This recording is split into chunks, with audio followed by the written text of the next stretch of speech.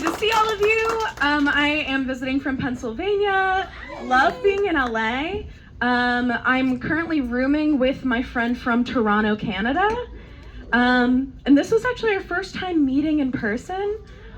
I know, sweet, right? I love your reaction because when I told my friends and family, like, hey, I'm traveling across the country, I'm gonna room with my friend from Canada who I've never met before, but she's real because I saw her on the internet, like that's where we met. They were like, oh, okay, one last hug? Like that's, I'll take one last hug.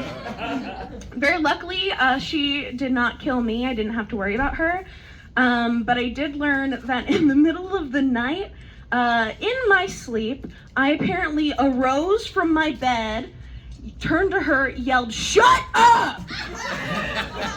and then peacefully laid back down. So it was really, really hard to realize, like, oh shit, I'm the stranger from the internet she needed to worry about. Like, her friends and family should be terrified for her. I could have murdered this woman.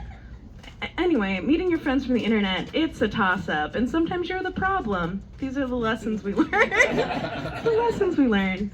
On Monday, I did a spontaneous trip to Universal Studios. It was very fun, the most expensive sunburn of my life. I feel like all I really paid to do was burn and watch like families argue with each other, which I have that at home. I could have done that there. But buying the ticket felt like a very responsible purchase for me, because I got a pretty big check recently, so it felt like, you know, I'll do something, I'll treat myself, I'll be responsible, buy a ticket to an amusement park where I'm too fat to ride all the rides. Like that seems like a good plan. And it is more responsible than the last thing I did when I had a check that big. I bought a very professional but very expensive kazoo. Yeah, I love that thing. I can only really play hot cross buns, but oh my god, I love that thing. And I don't know how many of you in the audience are kazoo connoisseurs yourselves, so we might share the grievance I'm about to air. But kazoos nowadays are looking more and more like vapes. Oh, yeah. Which is a weird trend. Like, please, I don't need anyone mistaking me for being cool. Please, please, please, no. I need them to be proud of me in whatever kazoo recital I've managed to, you know, find my way into. That's what I need. Give it up again for Pride Month. I love free clapping. Yes. I'm lucky, my parents are very progressive thinking. They're so progressive that they don't really believe in the concept of coming out. And they also don't really they taught me not to believe in labels, any of that stuff. We're all just people. Anytime they've talked about my future spouse one day, they've always used really gender neutral pronouns. They normally just say something like, as long as they have a lot of money. We support you and them. And their family's wealth. That's where it goes. So I'll never have a story where I'm fighting with my conservative parents, which I am blessed to have. But the one parallel that I do have is I recently had to come out to my parents as someone who listens to country music. I know, the tolerant left likes somehow every genre of music except country. I don't understand. Sometimes I just want to sing about that wagon wheel. My mom's last straw was when I told her that I liked Landslide by the Chicks better than Landslide by Stevie Nicks. It's a big offense. And my dad's last straw was when I told him I started watching Young Sheldon, which isn't country music, but it's like the country music of TV. So he's just as willing to disown me for that. It's not Kid Rock and Sheryl Crow singing Picture, but they say y'all enough for him to be upset. It's what we've learned. I don't come from a very wealthy family. You know how there's old money like the Rockefellers and new money like the Kardashians? We're no money, right in the middle there. And we're not famous for it either, which sucks because we do it so damn well. We do it so damn well. Sure, our hot dogs are microwaved and that's what's for dinner. But the water and ice that we're using for our Kool-Aid comes from the fridge, so feels video worthy. Feels like something I'd want to see.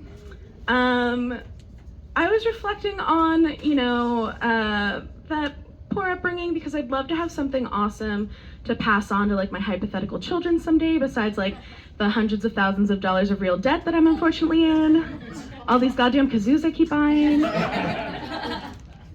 And I don't have anything like monetary to pass on, but I am comforted that I do have being an old fat. So I'm not old money, I'm just an old fat. Because I'm fat like my father and his father before him. So I got grandfathered into the thickness. It's really nice. And I love being fat. Like, that's not like a thing or a lie that I tell myself until like one day I'll believe it, Like, it's true, I love being fat, wouldn't change it. But I'm also a reasonable person, so I know that there's some qualms as well to being fat. And I'm just gonna go ahead and say this, even though I'm a little bit nervous. Thins, it's your fault. It's your fault.